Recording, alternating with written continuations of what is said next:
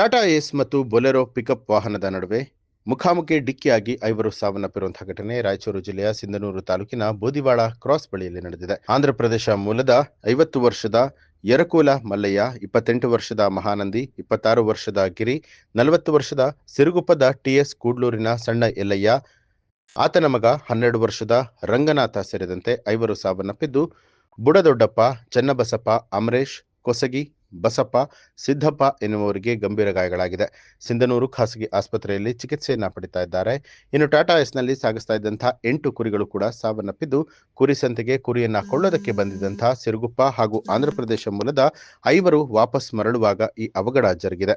ಸಿಂಧನೂರು ಗ್ರಾಮೀಣ ಪೊಲೀಸ್ ಠಾಣಾ ವ್ಯಾಪ್ತಿಯಲ್ಲಿ ಅವಘಡ ಸಂಭವಿಸಿದ್ದು, ಮೃತದೇಹವನ್ನ ಸಿಂಧನೂರು ಸರ್ಕಾರಿ ಆಸ್ಪತ್ರೆಯ ಶವಾಗಾರಕ್ಕೆ ರವಾನಿಸಲಾಗಿದೆ. ಶವಾಗಾರದ ಎದುರು ಮೃತರ ಕುಟುಂಬಸ್ಥರ ಆಕ್ರಂದನ ಮುಗಿಲು ಮುಟ್ಟಿದೆ. ಇನ್ನು ಅಪಘಾತದಲ್ಲಿ ಮೃತಪಟ್ಟ 5 ಕುಟುಂಬಕ್ಕೆ ಸರ್ಕಾರ ನೆರವನ್ನ ಕೊಡಬೇಕು ಹಾಗೂ ಖಾಸಗಿ ಆಸ್ಪತ್ರೆಯಲ್ಲಿ ಚಿಕಿತ್ಸೆಯನ್ನ ಪಡಿತಾ ಇರುವಂತಹ 5 ಚಿಕಿತ್ಸಾ ವೆಚ್ಚವನ್ನ ಕೂಡ ಸರ್ಕಾರ ಭರಿಸಬೇಕು ಅಂತ ಹೇಳಿ ಮೃತರ ಕಡೆಯವರು ಒತ್ತಾಯವನ್ನ ಮಾಡಿದ್ರು. ಸರ್, ನಮ್ಮ ಚಳ್ಳಕೂರು ಗ್ರಾಮ ಸಿರುಗುಪ್ಪ ತಾಲೂಕು ಅಚ್ಚುಳಿ ಹೋಬಳಿ ವ್ಯಾಪ್ತಿಯಲ್ಲಿ ಬರುತ್ತೆ.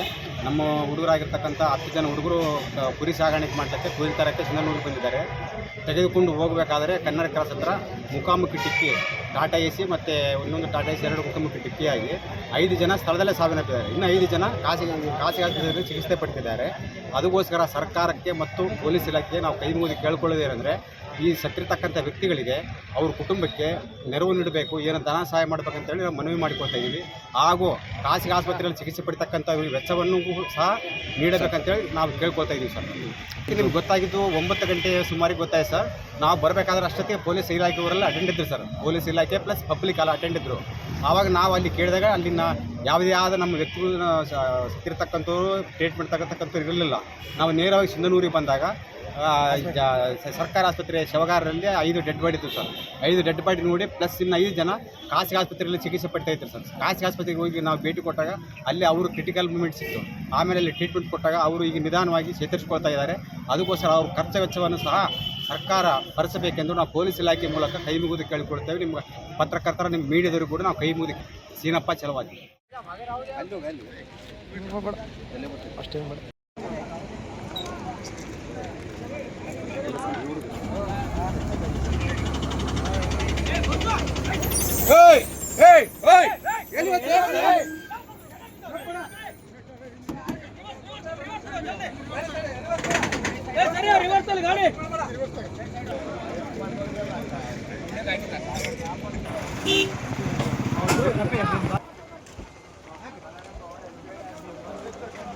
ಹೌದು, ಆಟೋನಾ?